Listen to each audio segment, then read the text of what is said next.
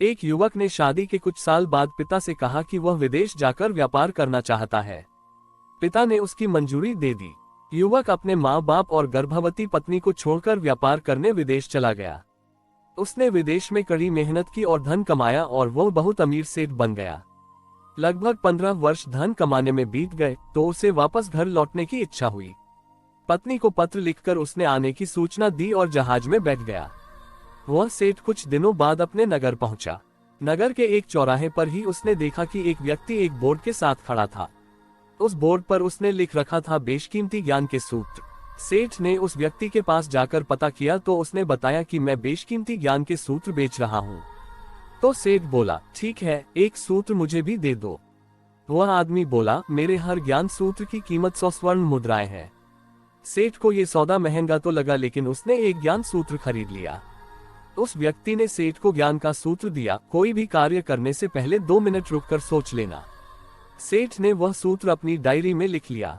सेठ को अपने घर पहुंचते पहुंचते रात हो गई। सेठ ने सोचा, इतने सालों बाद लौटा हूं तो क्यों ना सीधे पत्नी के पास पहुंचकर उसे सरप्राइज दूं। घर के चौकीदारों को इशारों से अंदर कुछ भी कहने से मना कर दिया और सीधे पत्नी के कमरे में गया। वहां का नजारा देखकर वह चौंक गया। उसने देखा कि उसकी पत्नी के साथ एक युवक सोया हुआ था। ये देखकर सेठ गुस्से से आग बबूला हो गया। वह सोचने लगा कि मैं परदेश में उसकी चिंता करता रहा और यह यहाँ अन्य पुरुष के साथ सो रही है। आज मैं इन दोनों को जिंदा नहीं छोड़ूंगा।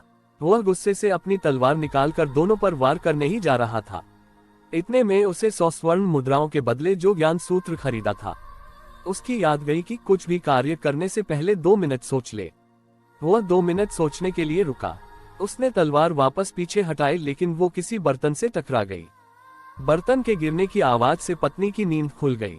आंख खोलते ही उसने अपने सामने अपने पति को देखा तो वह बहुत खुश हो गई और बोली, आपके बिना जीवन सुना सुना था।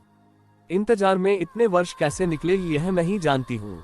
पत्नी ने इतना बोलकर पास सोए हुए युवक को उठाते हुए बोली, बेटा उठ जा, तेरे पिताजी आए हैं। युवक उठकर जैसे ही पिता को प्रणाम करने झुका तो माथे की पगड़ी सेठ के पैरों में गिर गई। उसके लंबे लंबे बाल बिखर गए। सेठ की पत्नी ने कहा, यह आपकी बेटी है, इसके सम्मान को कोई आंच न आए, इसलिए मैंने इसे बचपन से ही पुत्र के समान पालन पोषण और संस्कार दिए हैं। ये सुनकर सेठ की आंखों से आंसू की धारा बह निकली।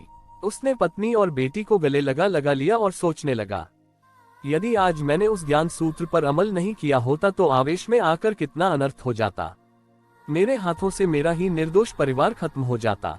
शिक्षा। दोस्तों, इस कहानी से यही शिक्षा मिलती है कि जल्दबाजी में आकर कोई निर्णय न लेवे, क्योंकि जब हम आवेश में होते हैं तो हमें अच्छे बुरे का ख्याल नहीं रहता है। इसलिए गुस्सा होने की स्थिति में कोई भी निर्णय ना ले। कुछ देर रुके और दिमाग ठंडा होने दे और फिर सोचे कि क्या सही है, क्या गलत है। ये कहानी पसंद आई तो प्लीज शेयर करें, लाइक करें और जरूर सब्सक्राइब करें।